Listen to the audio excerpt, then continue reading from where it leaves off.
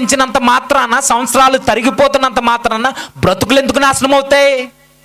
మనం చూస్తుండగానే మన కుమారులు కూతుర్లు తప్పుడు మార్గంలో పోతున్నారనంటే ఏదో బలమైనది వారి వెనకాల పనిచేస్తుంది.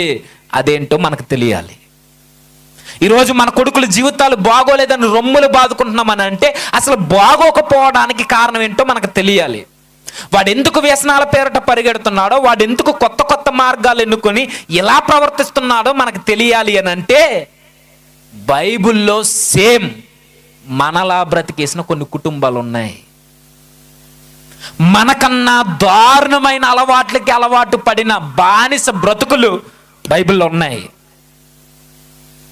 ఈరోజు మన కుటుంబాలు ఎందుకు ఇలా అయ్యాయో, ఈరోజు మన యవనస్తుల బ్రతుకులు ఎందుకు ఇలా దిగజారిపోతున్నాయో, ఈరోజు మన కూతుర్లు ఎందుకు మన మాట వినట్లేదో, చెడు వ్యసనాల బారిట వీళ్ళు ఎందుకు పరుగులు పెడుతున్నారో మనకు తెలియదు.